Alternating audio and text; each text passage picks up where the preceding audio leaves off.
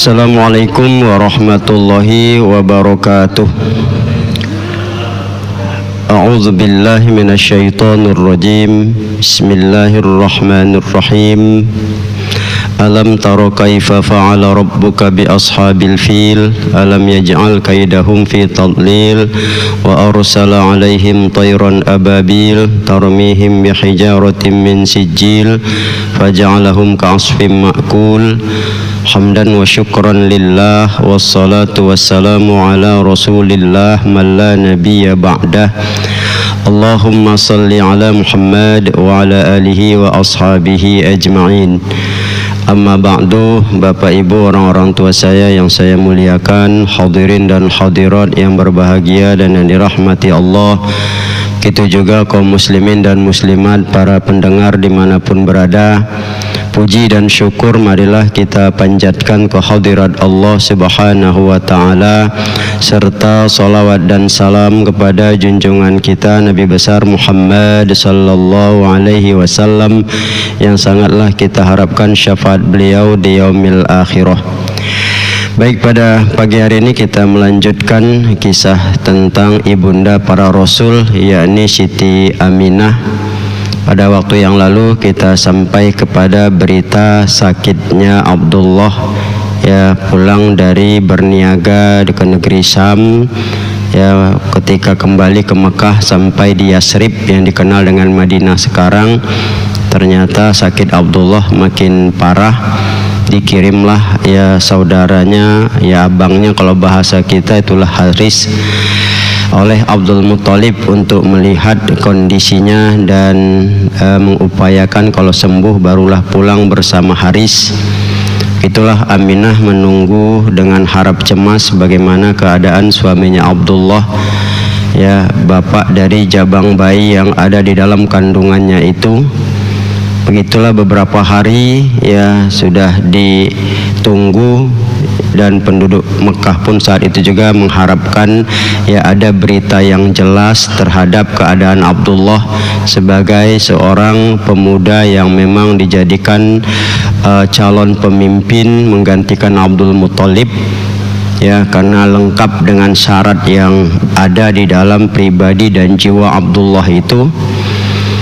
Namun begitulah ketika Haris datang dengan wajah yang tertunduk, ya, dan rasanya berat untuk menyampaikan berita tersebut, namun tidak mungkin tidak disampaikan, ya, bahwa, ya, hal tersebut jangan sempat menjadikan penantian yang menekan perasaan, ya. Maka disampaikannya lah kepada, ya, Abdul Muthalib ayahnya bahwa Abdullah telah meninggal dunia. Ya, tentunya mendengar seperti itu macam disambar petir kalau mungkin kita gambarkan perasaan Aminah, ya, yang menanti suaminya dengan harap-harap cemas, ya, dengan keadaan yang tidak menentu, ya, maka timbullah kesedihan yang mendalam di dalam jiwanya. Begitu juga, ya, orang-orang berada di sekitarnya seperti dari Bani Zuhrah dan Bani Abdul Manaf, ya, dari kalangan keluarganya itu, ya, membuat dia, ya, dalam keadaan lemah. Namun ketika kelemahan itu terjadi sama dirinya, ya, jabang bayi dalam perutnya bergerak-gerak. Nah, itu yang membuat semangat hidupnya lebih kuat lagi. Dan itu terjadi, ya, pada kehamilannya 2 bulan, ya, di dalam kandungan. Maka itu memang masyhur dari sejarah manapun diangkat, ya, apakah dari Sarah Ibnu Hisham, ya, ada juga digambarkan, dan berbagai macam buku sejarah Nabi memang disepakati, ya, 2 bulan di dalam kandungan, maka jadi yatimlah Nabi kita sebelum ayahnya juga sempat, ya, Abdullah menjadi seorang ayah. Hari-hari dijalani Siti Aminah, ya, memang ada perasaan sedih, ya, namun pada dasarnya semangatnya kuat karena bayi dalam perutnya itulah yang membawa ketenangan di dalam dirinya.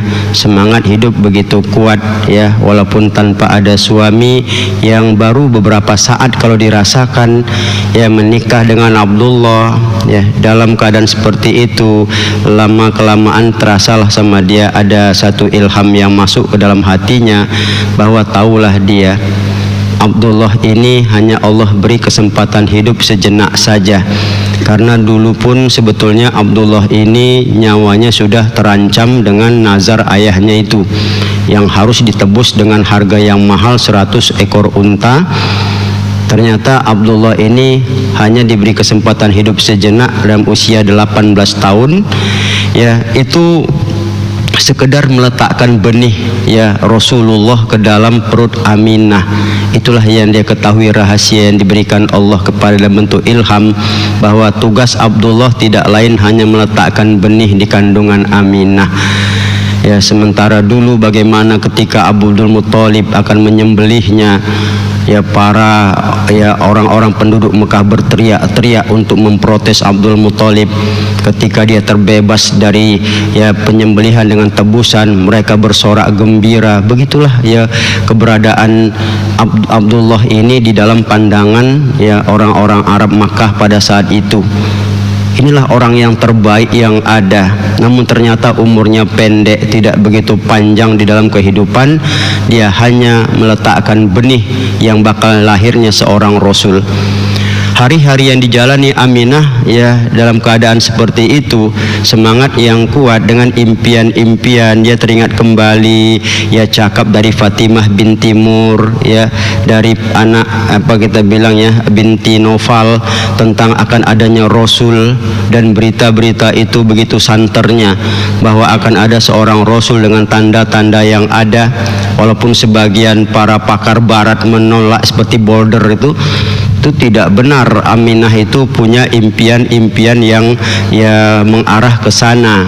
Sementara ada beberapa kasus di Arab itu pada saat itu hal tersebut memang nyata. Di antara Rabi'ah binti Utbah itu, dia ketika dia mengandung anaknya, dia bermimpi. Dibilang mimpi, datang suara sama dia 3 malam berturut-turut. Kau mau 3 seperti 10 apa 10 seperti 3? Itulah yang terdengar sama dia. Maka dia tanya sama suaminya, aku mimpi datang suara mengatakan kau mau 10 seperti 3 apa 3 seperti 10? Maka suaminya bilang 3 seperti 10. Itulah rupanya mimpi itu mewujudkan dia punya 3 anak, tapi kuatnya seperti 10 orang dia, para pemberani itu. Daripada punya anak 10, 7 nyemaknya, kan begitu dia masalahnya kan. Inilah kalau kita lihat, ternyata anaknya cuma 3, tapi 3 itu memang luar biasa. Itulah dia Khalid, Malik dan Umair, orang-orang yang nanti juga masuk di dalam salah satu catatan sejarah dalam Islam itu.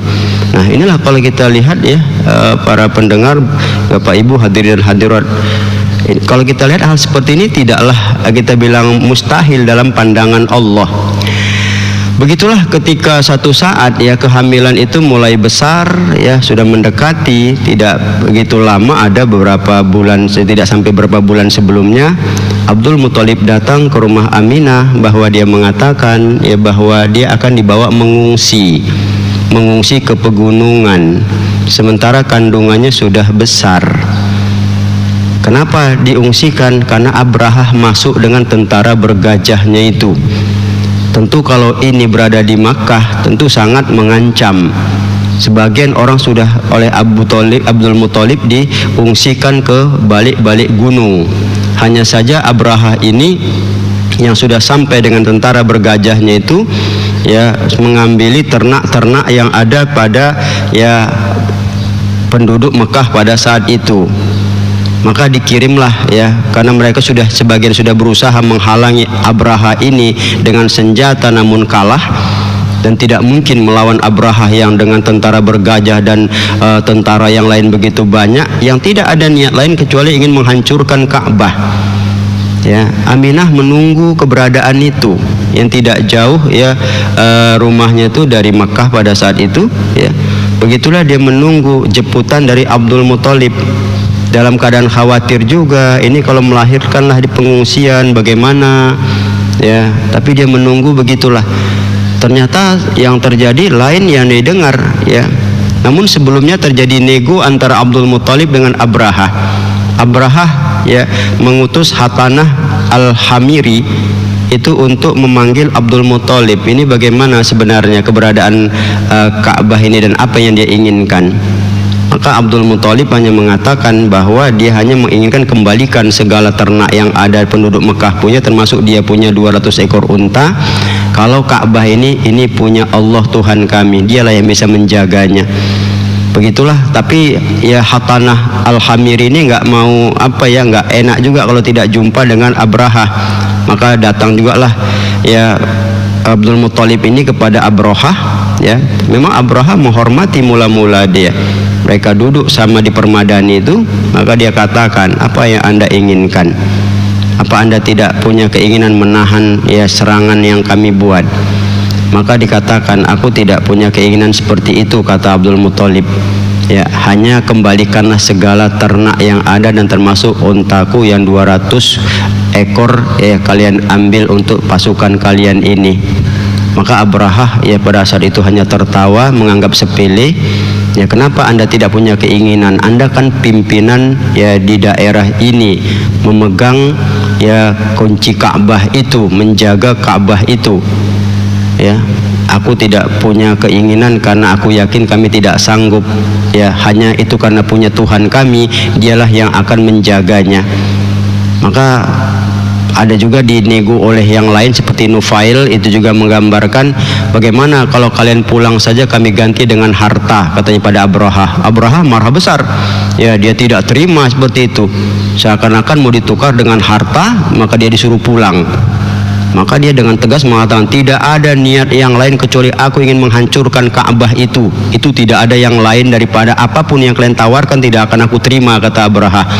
Ya, karena sudah bulat tekadnya, maka dia suruh kembalikan semua apa mereka, katanya. Itulah dikembalikan Abdul Muthalib, kemudian mulai membawa ya penduduk Mekah itu dan ternaknya ke daerah pegunungan. Sementara Aminah menunggu juga. Ya, kapan dia dijemput? Ya, maka memang kalau kita lihat ada juga hikmahnya di situ, sehingga memang Nabi lahir ya tidak jauh dari Ka'bah tersebut. Bapak Ibu hadirin hadirat para pendengar yang saya muliakan, begitulah ternyata tidak lama kejadian ya Aminah menunggu juga tidak datang, tapi orang hiruk pikuk, orang gembira ya tawaf di dekat Ka'bah itu. Ternyata ada kejadian pada saat itu yang mereka menyaksikan dari kejauhan ya, ketika Abraha dengan tentaranya itu mendekati Ka'bah, itu gajah semuanya mogok. Tidak ada yang mau terduduk gajah itu. Mereka memukul ya, menusuk gajah itu supaya menuju Ka'bah, tapi tidak ada yang mau satupun. Tapi ketika dibalikkan ke negeri Syam, itu gajah berlari dengan kencangnya.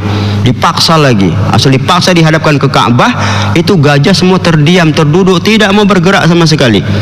Berarti kan feeling gajah ini sangat kuat sekali akan terjadi suatu yang besar kalau mereka akan menembus dan mengarah kepada Ka'bah itu. Karena pada saat sebelumnya juga Abdul Muthalib sudah selesai dia nego, dia berdiri dekat Ka'bah. Ya Allah, ini rumahmu. Kami hanya bisa menjaga sebatas kemampuan kami, tapi yang sangat kuat menjaga itu adalah Engkau ya Allah. Ya, itulah berdoa Abdul Muthalib, dan Aminah juga berdoa di rumahnya. Ya Allah ya Tuhan kami, hanya Engkau yang kami inginkan, tidak lain dari itu. Itu saja doa Aminah ya di rumahnya itu. Ternyata apa yang terjadi, burung ababil datang, itulah melempari mereka dengan sijil ya, batu sijil itu ya, bematian, ada yang di tempat, ada yang luka. Abraha juga kena. Akhirnya kalau bahasa orang khobar habir gitu ya, kocar kacir ya, tak menentu lagi. Itulah akhirnya orang Arab turun kembali biar mereka bergembira. Nah pada saat itu, itulah ya, ketika sudah selamat dari ancaman Abraha ya, mulai terasa di perut Siti Aminah itu ya gerak bayi yang begitu kuat, tapi dia tidak merasakan sakit. Maka datanglah ya di situ bidannya itu ya, namanya Rabi'ah juga, itu digambarkan dia menceritakan begitu mudahnya persalinan, tapi suatu yang dia kagum itu ada seperti cahaya yang turun dekat situ, terang sekali. Ya, kelahiran Nabi itu disambut dengan song-songan cahaya yang terang pada saat itu. Aminah pun tidak begitu mengeluh, dan begitu lancarnya keluar Nabi itu dari rahimnya. Dan yang mengagumkan lagi memang luar biasa bersihnya dipandang kondisi fisik Nabi itu bersih sekali, ya. Dia tidak menangis, dia bersih. Makanya Ali bin Abi Thalib dalam satu riwayat menceritakan ketika dia bertanya kepada yang dekat pada saat itu, ya, bahwa Nabi begitu keluar dari rahim ibunya ia langsung bertasbih, ya. Nabi yang langsung bertasbih ya Nabi Muhammad. Inilah kalau kita lihat dia memuji Allah ketika dia lahir dari rahim ibunya. Inilah kemudian nanti dibawa oleh Abu Thalib dan seterusnya insya Allah kita akan lanjutkan. Tapi yang jelas itulah maka dikenal peristiwa kelahiran Nabi Muhammad dengan peristiwa tahun gajah, karena baru saja berakhir ya kehancuran pasukan gajah, maka beliau pun lahirlah tidak lama berselang dari peristiwa itu, yang kalau di dalam catatan para ahli sejarah ya tanggal 20 April 571 Masehi secara miladiahnya, yang beliau lahir ya menjelang kita sudah mau mengarah ke malam, ya artinya malam hari, ya menjelang ke tengah malam itu beliau lahir tepat pada tanggal 12 Rabiul Awal. Karena tahun Hijriah waktu itu belum ada, maka kejadian gajah itulah yang menjadi satu ya istilah dan momen penetapan beliau lahir 12 Rabiul Awal tahun